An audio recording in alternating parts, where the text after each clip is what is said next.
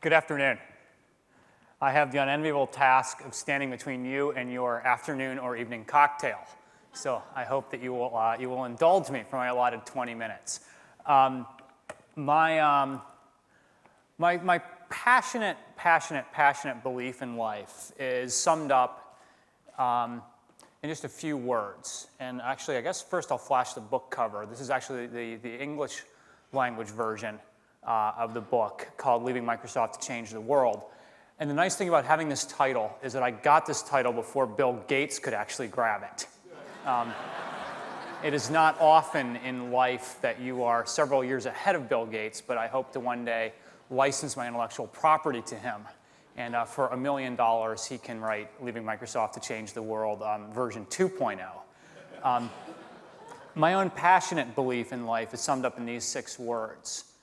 That if we want to change the world, and we all know I think the world is in need of some fundamental change, there is no better place to start than in getting kids the lifelong gift of education. Unfortunately, in much of the world today, this is not the case. The world we've explored today, much of the world that we've talked about that either exists today or that we're creating, is unfortunately off limits to over 1 billion people who live in abject poverty, to 800 million people who cannot read or write their name. There are nearly 1 billion illiterate people on the earth today. It is 1/6 of humanity cannot read or write. And in my mind, that is an indictment on our society. That is an indictment on societies that literally have tens of billions, if not hundreds of billions, if not trillions of dollars sitting on the sidelines collecting dust, sitting in bank accounts. 1 billion people who cannot read or write. My personal goal, and I'm not going to stop until I reach this goal, is to help at least 10 million of those children to gain the lifelong gift of education. We've set a very bold goal from the very beginning because my own belief, and having worked for Bill Gates at Microsoft, saw this was true, is that bold goals attract bold people. We've seen that all day today in the 15 speakers who've gone before me. Very, very bold goals, whether it be a house on the moon or a lift to the top of the Alps. What I want to do is be very bold in trying to help millions of kids, 10 million kids at least, to gain that lifelong gift of education. Linda alluded to the beginning of Room to Read. I'll show you just a couple of pictures from Nepal. How many of you have traveled to Nepal or trekked in Nepal? Okay, pretty good amount of you, probably about 20 or 30 people in the audience look like they raised their hand. This is a shot taken in Nepal. I got excited about Nepal in 1998 when I was working at Microsoft. I was pretty burned out. I'd worked there for a number of years throughout the 1990s. And one day my friend Ben said, let's go see this slideshow tonight. There's a trekking company doing a slideshow on the Annapurna circuit in Nepal. And when I saw these photographs, my immediate reaction was just to, get out of work, leave work, go off to the Himalayas for several weeks. There was a mythical place called the Throngla Pass. It was a 18,000-foot mountain pass. It was 200 miles of trekking, 18 days in a row out in the middle of the Himalayas. And I wanted to get out there because I thought this would be an amazing escape. An escape from the Monday morning management team meeting that I'd come to dread, an escape from email, an escape from conference calls, an escape from my cell phone. But the most important escape, I think, was an escape from certain unnamed executives who were driving me crazy. I had these nightmares in which Steve Ballmer, our CEO, his big bald head was appearing above my sleep. He was yelling the immortal words, "You're not making your sales numbers. Numbers, numbers." Hope you like that little dreamlike sound effect. And there was a rumor that if you went high enough in the Himalayas, you could escape the sound of Steve Ballmer and Bill Gates screaming at you. So I decided to give it a shot and get out there. Nepal, one of the world's 20 poorest countries, 70% of people living in poverty, 70% of people illiterate. In my mind, those two things are linked. If people do not have education, they probably are not going to have a ticket out of poverty. I did not know much about Nepal when I went there, except that it was poor. I met a headmaster who invited me to come see his school. Linda alluded to this. a series of very scary bridges to cross over to get to this remote school. And at the end of this bridge, a school that for me would forever change the trajectory of my own life. I was amazed and appalled and saddened that kids would be trying to learn in these conditions. Walls made of mud and straw, a sheet metal roof that leaked during the rainy season, a dirt floor in a school that turned to mud. 80 children crammed into a room. Some classes held outdoors due to lack of space. And the headmaster then invited me to see the school's library. And I naively thought that the library, of course, would be this happy place. It would have kids reading books with big smiles on their faces, right? That's what a library is. That's what we all grew up with our school libraries and our village libraries. In reality, the library was an empty room. A library theoretically could have existed in this room, except that they had no chairs, no desks, no shelves, and most importantly, no books. And I asked the headmaster, and I did not want to be one of those obnoxious American travelers, because God knows there's obnoxious American travelers everywhere in the world. But I had to ask, I said, this is a beautiful library, thank you for showing it to me. Where exactly are your books? And the headmaster pointed to a cabinet in the back of the room with a rusty padlock. And he explained the books were locked up because they were precious. There were so few books available. They could not let the children damage them. And when they found the teacher who had the key to the padlock and they showed me the books were completely inappropriate for children. First and foremost, there were only 20 books in total, and this school had 450 students. But the books were not children's books. They were books that sympathetic backpackers, that trekkers had left behind. I am no literary snob. I think every child should read Danielle Steele romance novels at some point of their pedagogical development. And, you know, what child doesn't just absolutely love Hermann Hesse novels and Günter Grass and, you know, Umberto Eco?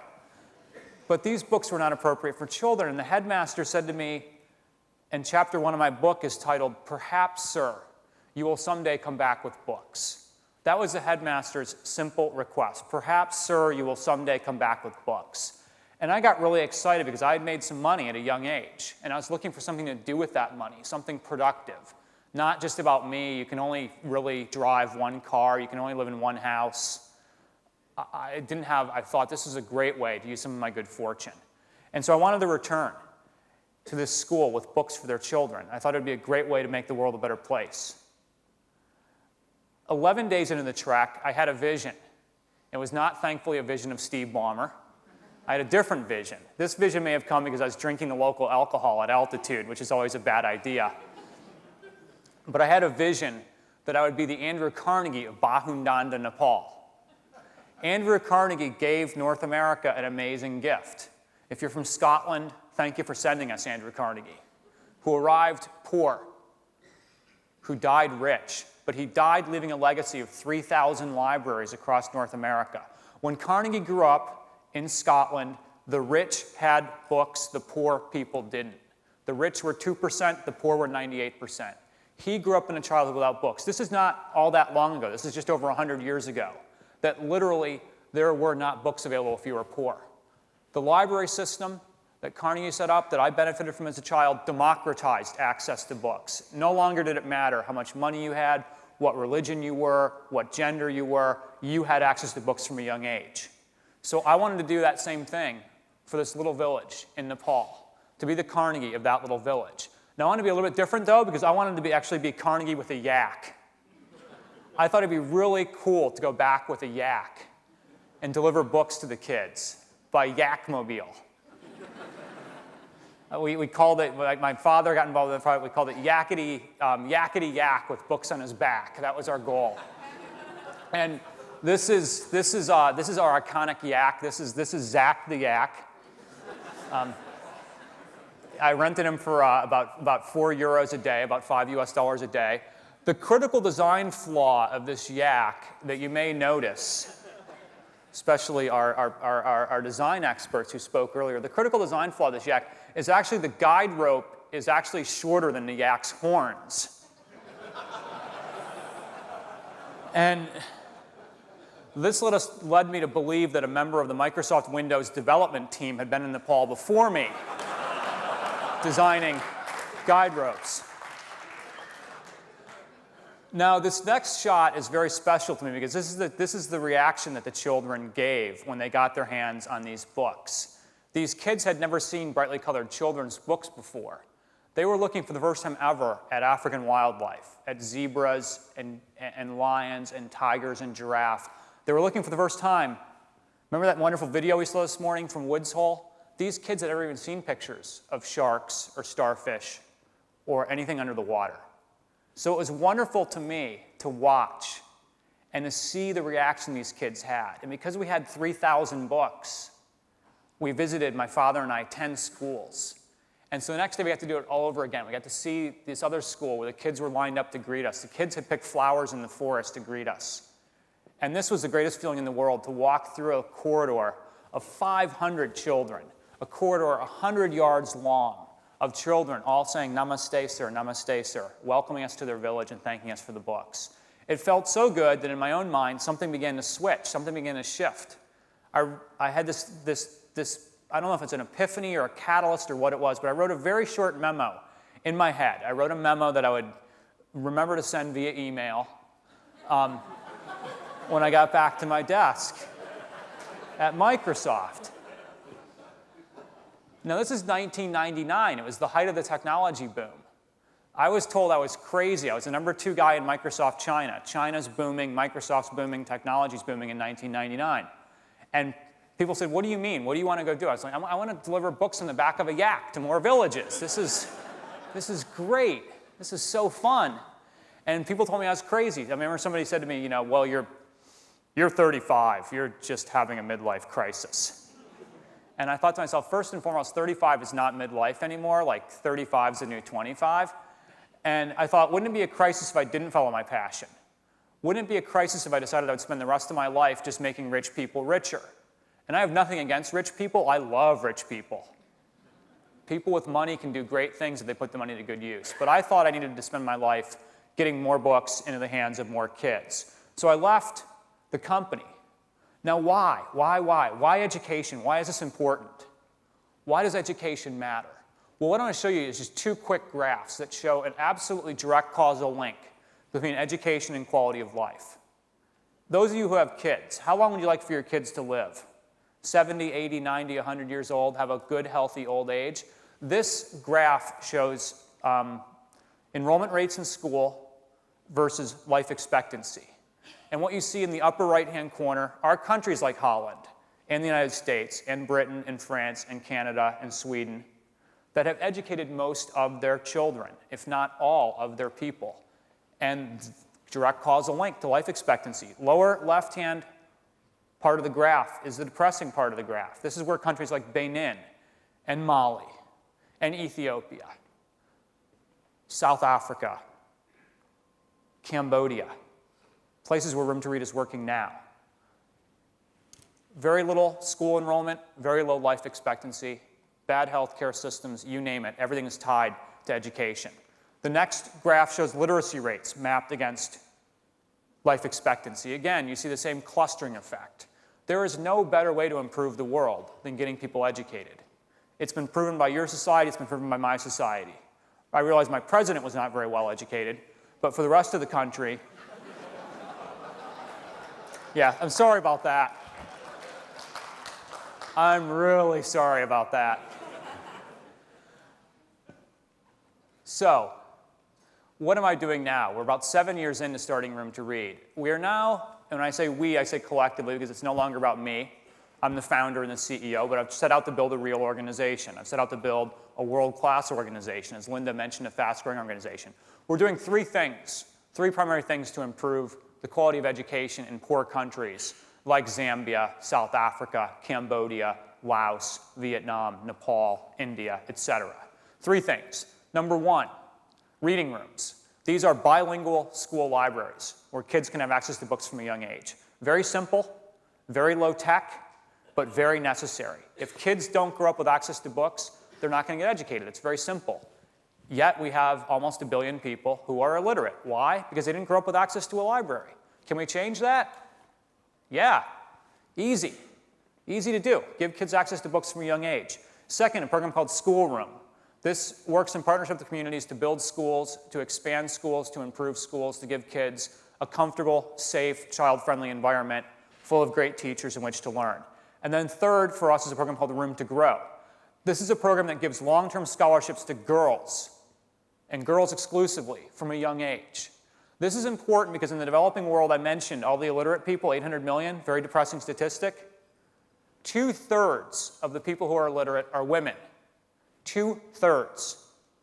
Right? The ratio of women to men on this earth is 59 to 49. So it would seem that that should be the statistic for literacy. Unfortunately, it's not. It's 67 to 33. Girls are affected more than boys. Why? Well, in the developing world, many parents cannot afford the school fees that might run only €5 a month. They can't afford the uniforms. They can't afford the bicycles, whatever it might be. If they can afford to send one kid to school, guess who they send? Go ahead, guess. That was not a rhetorical guess. That was an audience participation guess. They send the eldest son. What that means is that there are literally tens of millions of girls on the outside looking in. They want to go to school, but they're told they can't. Now think about that. What if when you were 5 years old, somebody said to you, you can't go to school? Sorry. Nope, you don't get to go. That affects the trajectory of the rest of your life. If you have a child, think if somebody came and said you cannot put your child in school. What would that mean to your kid? What would that mean to future generations? It would mean everything. So the fact that there are tens of millions of girls not going to school is, in my mind, a tragedy. It is an absolute tragedy. If you have a mother who's educated, think about what it would mean to you if your mother hadn't gone to school. We all love our mothers. Not all of us build 1,800-meter elevators to get to our mothers quicker. But we all love our mothers. And we love the fact that they're educated. Why? Because as this next slide shows, when you educate a girl, you educate the next generation. This is the best thing you can do to improve the earth. I think about the attitude that exists in so much of the world in a place like Afghanistan, where girls don't get educated. How different would that country be today if every single girl had gone to school from a young age and these boys had grown up with mothers who are strong, self-confident, and educated? So we have to do whatever we can to get these girls in school. What I want to do with the 10 minutes I have remaining to me is talk about Room to Read as it relates to Pink. I was thinking about this a couple days ago, and I was thinking, okay, I'm at the Pink conference, I'm closing it. I got to talk about people, ideas, nature, and creativity. So what I want to do is just talk about each of those letters as they relate to Room to Read. First, the P, people.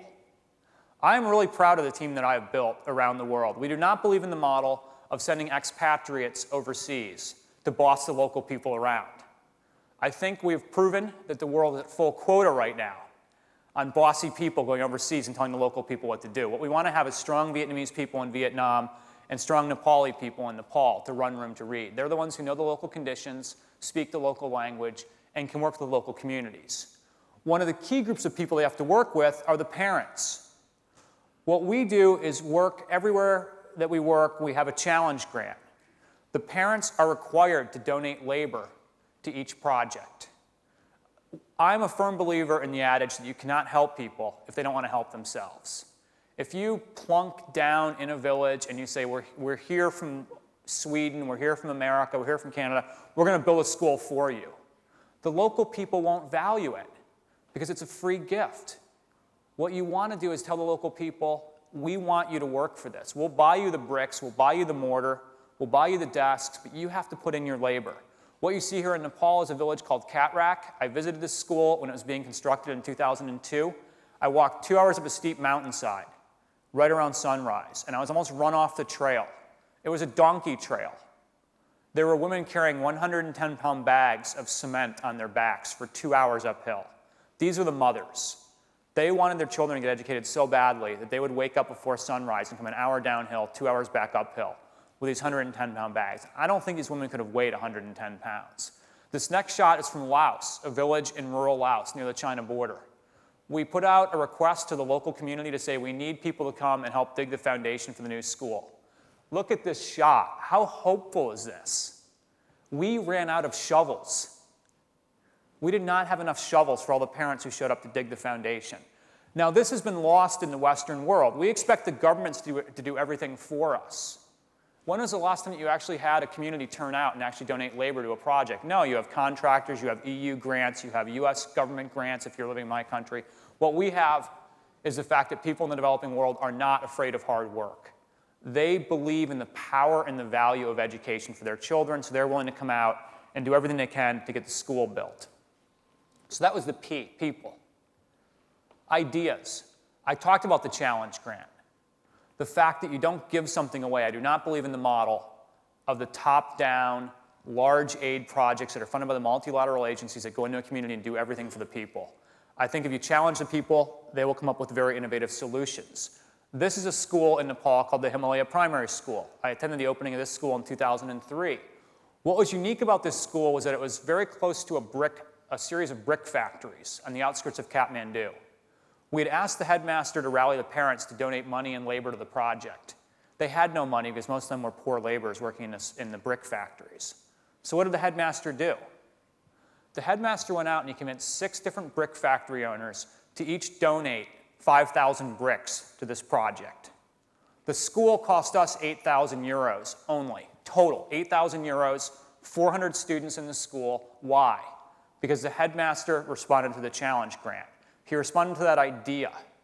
He responded to the basic dignity that our team had showed him by saying, we need you to come up with part of the solution. We're not going to do it all for you. So that's one of our biggest ideas. A second is local language children's book publishing. In the developing world today, there are not books in the local language in a lot of these places. These are some of my favorite books from childhood. Clifford the Big Red Dog, Are You My Mother?, Hop on Pop by Dr. Seuss. Many of you probably right now can imagine your own favorite book from childhood. But what if there were no books in your language? Now that's the situation in the developing world today because the parents can't afford books, so the publishers don't see a business case, so the publishers don't publish. And so it is a problem as old as the Himalayas. No books in languages like Lao, Khmer, Vietnamese, Nepali, the South African dialects, languages like Amharic in Ethiopia, there simply are no children's books. So we set out to become a children's book publisher. We looked at the market in a place like Kathmandu, in a place like Phnom Penh, and saw all these different artists and artisans. How many times have you seen in the developing world? They're selling you shawls, they're selling you textiles, they're selling you artwork. We said, there's all this creativity and all this artistry in these markets, why can't we teach them to illustrate children's books? This is Tami Tempo. A tempo is a Nepali word for a tuk-tuk. Tami Tempo is a cartoonish tuk-tuk set against a background of classic Newari architecture. This is culturally relevant for the kids. They're seeing stuff that is relevant to them. They're seeing something that they can actually relate to from a young age. This is a Nepali language book called Kameli Ko Basna. What you see here is a Nepali girl in a Nepali school uniform. So the kids can relate to her. Now in this case, it's a story about a girl who becomes obsessed with her mother's jewelry. And she wears her mother's necklaces and rings and bracelets to school every day and makes the kids draw pictures of her. And she ends up getting failing grades because she's so obsessed with her beauty. And she learns that beauty comes from within, not from the expensive jewelry you wear. So ladies, there's a very valuable lesson. When I first saw this book in our Kathmandu office, my first reaction was to grab a DHL envelope, and I sent a copy of it to my girlfriend because I thought that really she would enjoy this story. She's now my ex-girlfriend. These are some of the titles we're publishing. We're actually, by the end of this year, we'll have 230 original titles. These are all local authors, local artists, locally printed. Again, that's one of the ideas, is to basically make sure kids have access to books in their own language. Pink, P-I-N-C, N, nature. I had trouble getting the nature part in. We do a lot of work in rural areas, so that's very natural, right? Working in the rural areas. So I came up with this one, Pedal Power. These are our scholarship girls who live 10 to 12 kilometers away from their school. We give them bicycles to make sure that they can get to school and stay in school. Now that's important to us because, of course, you not only want to run a charity, you want to run an environmentally sustainable charity with low carbon footprints.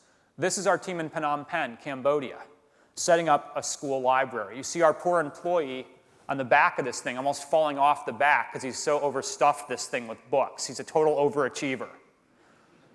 But what you see here is a very inexpensive solution to a problem, getting books out to a rural school. This, again, is our team in Nepal, setting up a rural library. Now, what is missing? I have somewhere my stuffed yaks. I don't know where my box is. Oh, actually, do we have the yaks? All right, we'll deal with the yak. This is going to be an audience quiz. Do we have it? These stuffed yaks are so cool. I just have to show it to you. Oh, excellent. Yes, thank you. Oops. We have to liberate the yak from his plastic wrapper. This is pretty cool. Listen to this. Do you see? He even has a yak bell. So, for the member of the audience who can identify what's missing from this photograph, you get a free yak. Can somebody tell me, just yell out, what's missing from this photograph? A license plate? Yes, yes, it is. It is missing a road. It is missing a road. That was very good. That's not the correct answer. You don't get a yak for it. You get a laugh. Helmets, yes, some very safety-conscious Volvo-driving parents in the audience, noticing the lack of helmets. Anybody, come on, you got, nope. Personal yak is missing, yeah, but what's really missing, and the Land Rover. The Land Rover's missing. Why do we not have Land Rovers? You travel throughout the developing world, everywhere you go, you see these damn Land Rovers. They cost $75,000 US. What I'm proud of is not the low carbon footprint. What I'm proud of is the fact that we're paying a local guy $5 a day to put us in his motorbike with the books rather than spending $75,000 on a Land Rover. $75,000 is 300 years of girls' scholarships you can't award. It's 25 school libraries you can't build. It is 5 schools in Nepal, like the one you saw earlier, that you can't build, all for the price of one Land Rover. So we are all about not spending the money like a lot of agencies do. I don't know why they put their logos on the side of these Land Rovers. I would be embarrassed to tell my donors I'd spent their money on a Land Rover. This is my proof point. This is our Phnom Penh office. This is our employee parking lot. That's important to us. And then teaching the kids about the environment. A lot of our books now have an environmental bent. Teach them to respect animals, to respect the environment, teach them that they cut down a tree, to plant 2 more, things like that. Not just teaching kids, but teaching them to also love their country, be proud of where they come from, but to also protect the environment. And then finally, rebuilding. Sometimes with nature, you have to rebuild. This is Sri Lanka. This is tsunami. This is a village where actually ING gave us a $100,000 grant. And we actually, with ING's money, have rebuilt 7 schools in Sri Lanka that were flattened by the tsunami. The village has literally moved 5 kilometers inland because they're now afraid of the ocean. And the fishermen commute to work on bicycle back to the water.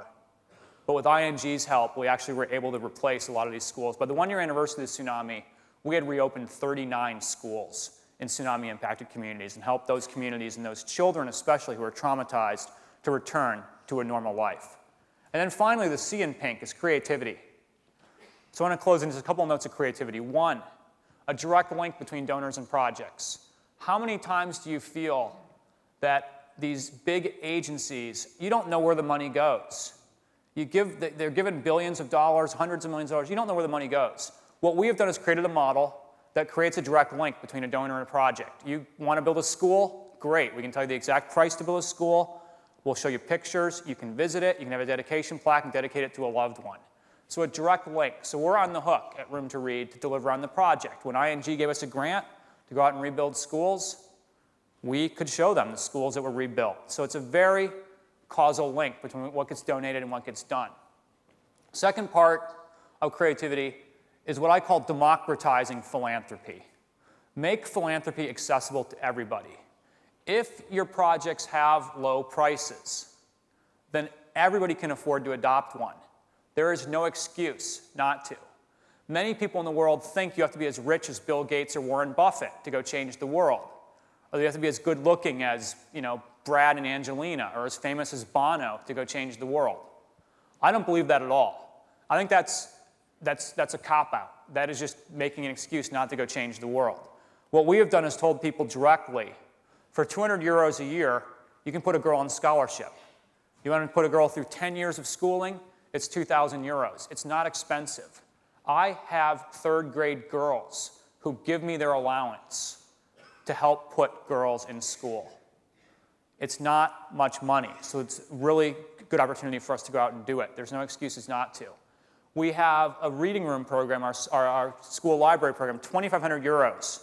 We'll establish a school library and support it for its first 3 years. Train the librarian, build the shelves, put in the books. This next shot is what it looks like. This is what 2,500 euros can do. Again, not a lot of money, but what you're creating is a child-friendly atmosphere. The brightly colored walls, the books, the globes, the puzzles, the games, the books in the local language, the books in English, etc. So this is about democratizing things, building a school for a very low amount of money. I have had executives literally give me their credit card, and they said, put a school on my credit card and build a school in honor of my wife for our 25th year anniversary. We want as much as we can. Yeah, and that wife didn't get a diamond ring, so we gave her a copy of the Chumeliko Bosna book on Nepal about beauty coming from within. But the goal is to make it easy by keeping the prices low. This year, we have made it so easy to endow schools that we have 150 people endowing them. We have 150 schools being endowed this year. We've sold about 120, so we still have 30 to go. But what does that mean, 150 schools? That means, on average, every 60 hours, somewhere in the developing world, Room to Read opens a new school. Every 60 hours. Between now and Friday when you leave work, we'll have opened a new school. And between Friday when you leave work and the end of the day, Monday, we'll have opened another one. One every 60 hours, because the prices are low, so we can get a lot done. And then finally, for us, about creativity is reporting our results, like a business. We update our website quarterly with our results. Number of schools, number of libraries, number of books put in the hands of kids. We believe that if business is measured on their results, charities should be also. In my email signature file, at the bottom of every email, I list out number of schools, number of books, it's automatically generated as a tagline in every employee's email so that we're accountable for results. What gets measured gets done. This is a graph of our schools open per year. This is not cumulative, this is per annum. 90 last year, 150 this year. This next graph is our girls on long-term scholarship. We're adding 1,500 girls to the program this year, taking it to 3,800 girls. Again, treating it like a business and saying, let's measure our results, let's report on them, let's be accountable for them. We actually have what we call the Starbucks test. You don't have the Starbucks phenomenon here yet. You do? Okay, you do. I haven't seen one, it's shocking. It's like being at the bottom of the ocean. They're probably Woods Hole is probably going to get approached by Starbucks to open outlets at the bottom of the ocean. We'll have one in the house on the moon. They're everywhere. Well, so are we. We went out and compared our growth to Starbucks growth. I told my team, if they can open new coffee outlets rapidly, why can't we open libraries rapidly? Because if the world needs a good latte, the world damn well needs literacy. So we actually compared our growth to Starbucks year by year. And what you see in the yellow are new Starbucks stores every year after their initial public offering of stock. And in the green, new Room to Read libraries. And what you see is in year 1, they're kicking our butt. In year 2, they're a bit ahead. They're still ahead of us. In year 3, we're catching up. In year 4, we're pulling ahead. In year 6, we are doubling their rate of growth. In their 6th year, they opened a very paltry, pathetic 475 new outlets. We opened 1,000 new school libraries, 2 libraries for every one of their outlets. This year, 1,400 libraries being opened across the developing world. That is 1 every 6 hours. When you go to bed tonight and when you wake up, during that elapsed time, we'll have opened the library. Between the time you have lunch and the time you have dinner, we'll have opened the new library this year. I want to close with this question. What is the most optimistic image you can imagine? The world today is full of strife, poverty, heartache, war, famine, genocide, a lot of depressing things out there. I think it's up to all of us to find a reason to be optimistic. These children need us to be optimistic. Because once you lose your optimism, you lose your motivation for action. And with over 1 billion people lacking access to education, with over 1 billion people lacking access to clean water, it is up to all of us to be optimistic. This picture taken in the Mekong Delta in Vietnam, the day that a new kindergarten opened. As an American, I am very proud to be doing something good for the people of Vietnam, because God knows my government didn't do them any good, in the 1960s and the 1970s, but I can't change that. All I can change is the future, and change the future for these kids. Like these girls in Nepal, the day they start school in their ridiculously oversized room-to-read backpacks.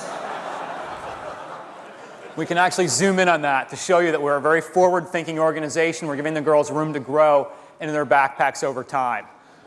So basically, that is Room to Read. That is my passion, my mission, and I will leave you with just one closing thought.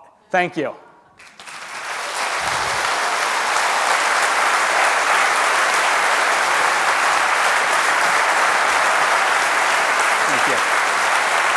Thank you. Impressive. Thank you. Great story.